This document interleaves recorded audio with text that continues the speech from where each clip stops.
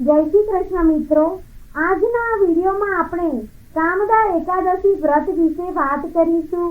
વ્રત કથા મહાત્મ્ય જાણીશું, તેમજ આ વ્રત કરવાથી શું પુણ્ય ફળની પ્રાપ્તિ થાય છે તે પણ જાણીશું.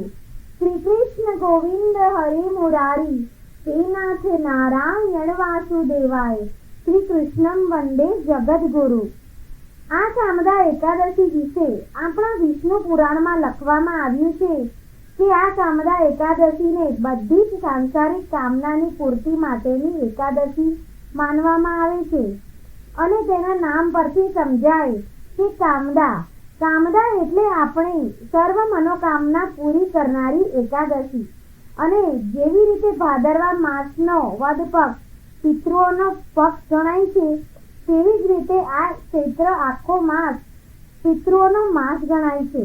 આ એકાદશી કરવાથી સંપૂર્ણપણે મનોકામનાની પૂર્તિ થાય છે.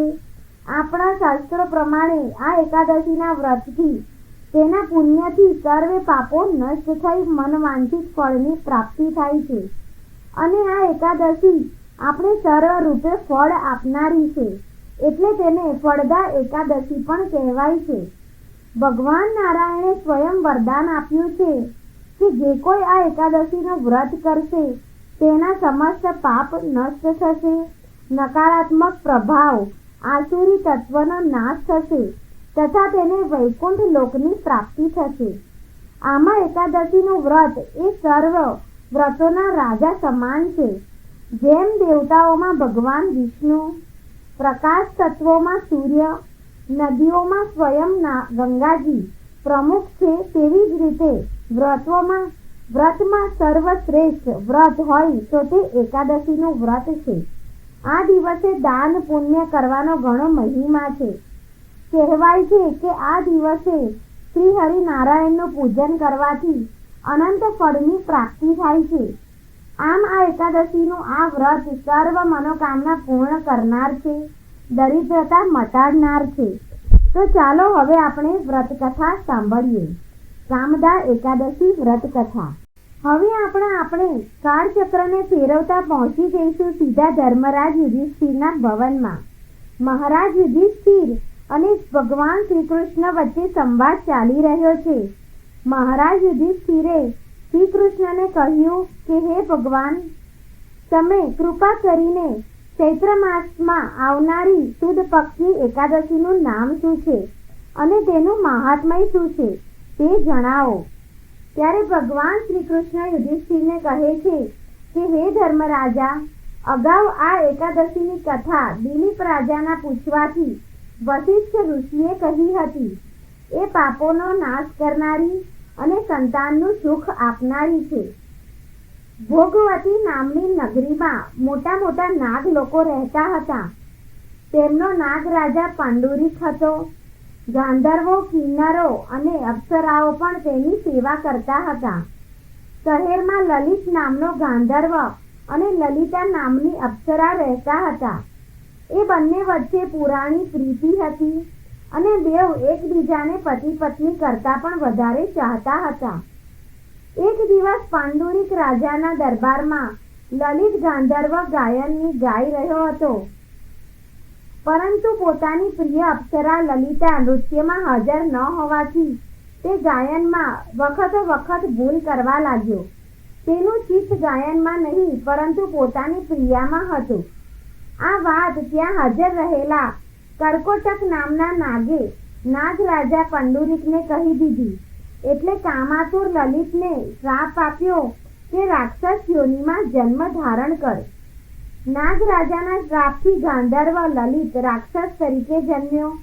જોતા બીક લાગે એવો 8 યોજન લાંબો એ રાક્ષસ આંખો બેદોડ હતી, મોઢું ગુફા જેવું હતું, આંખો સૂર્ય ચંદ્ર જેવી હતી, ડોક પર્વત જેવી હતી, નસકોરા ખાડા જેવા બિહામણા હતા.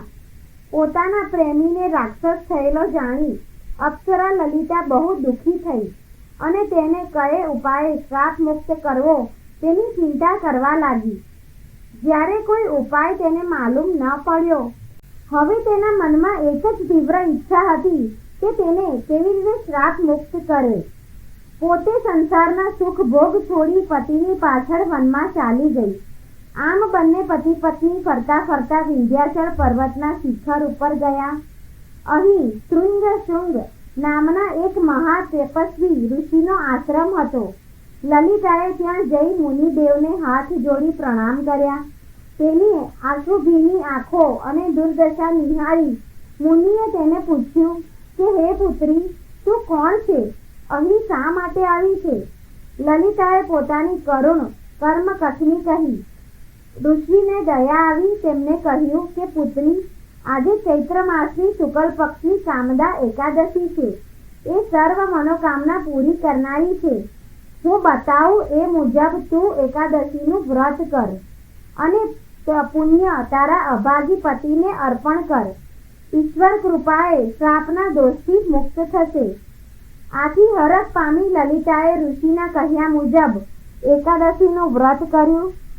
એ દિવસે ઉપવાસ કરી બીજે દિવસે મુનિની સાક્ષીએ તેનું પુણ્ય અર્પણ કરી પતિના ઉદ્ધાર માટે પ્રાર્થના કરી.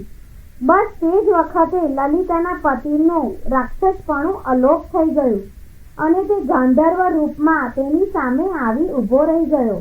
પછી તે બંને પતિ પત્ની ઋષિને પગે લાગી વિમાનમાં બેસી સ્વર્ગમાં વિહાર કરવા લાગ્યા.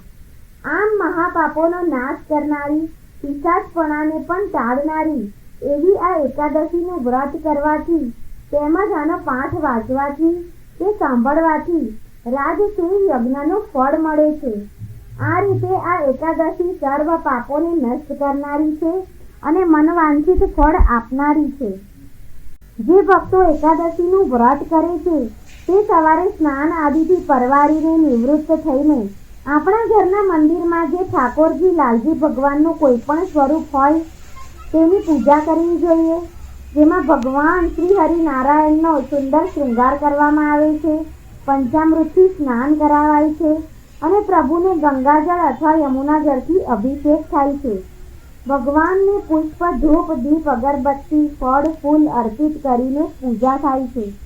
આ એકાદશીનું એટલું મહાત્મય છે કે જો ઘરમાં કોઈ મરી ગયું હોય તો પણ આ સૂતક હોય તો પણ આ એકાદશીનું વ્રત કરવું જોઈએ. ભગવાન સમક્ષ એકાદશીનો સંકલ્પ કરવો જોઈએ અને ભગવાનને પ્રાર્થના કરવી જોઈએ કે જો મારો કોઈ પૂર્વજો પિતૃલોકમાં હોય તેમની મુક્તિ માટે હું આ એકાદશીને તેમને અર્પિત કરું છું. આ સંકલ્પ લઈને એકાદશીના દિવસે વધુમાં વધુ હરે કૃષ્ણ મહામંત્ર એટલે કે હરે કૃષ્ણ કૃષ્ણ કૃષ્ણ હરે હરે, હરે રામ રામ રામ હરે હરે આ મંત્રનો જાપ કરવા જોઈએ. શ્રી હરિની પૂજા અર્ચના કર્યા પછી કથા વાર્તા અવશ્ય સાંભળવી જોઈએ. આ દિવસે કોઈ પણ અન્ન, કઠોળનું વગેરેનું સેવન ન કરવું જોઈએ. સંધ્યાકાળે તુલસી માતાને દીવો કરવો જોઈએ. તુલસી માતાની પૂજા કરવી જોઈએ. પીપળાને પાણી ચડાવવું જોઈએ. ગાય માતાની સેવા કરવી અને શ્રી હરિનારાયણના મંગળા આરતીના દર્શન કરવા જોઈએ. શ્રી હરિનારાયણને માખણ મિશ્રીનો ભોગ લગાવવો જોઈએ અને વિષ્ણુ ભગવાનનો ભોગમાં તુલસીના પાન અર્પિત કરવા જોઈએ. શરીરની ક્ષમતા અનુસાર ઉપવાસ કરવો જોઈએ. આખો દિવસ પ્રભુ ભજનમાં દિવસ પસાર કરવો.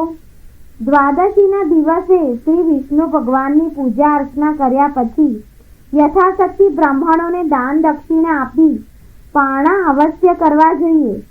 આ એકાદશીનું વ્રત કરવાથી અશ્વમેઘ યજ્ઞનું ફળ મળે છે, વૈકુંઠની પ્રાપ્તિ થાય છે અને જીવનમાં ધન, સુખ, સમૃદ્ધિ અને ઐશ્વર્ય પ્રાપ્ત થાય છે. જો મિત્રો તમને આ વ્રત કથા પસંદ આવી હોય તો આ વિડીયોને લાઈક કરજો, તમારા સગા સંબંધીઓ સાથે શેર કરજો અને ચેનલને તમે પહેલીવાર જોઈ રહ્યા હોય તો સબસ્ક્રાઈબ જરૂર કરજો. જય શ્રી કૃષ્ણ.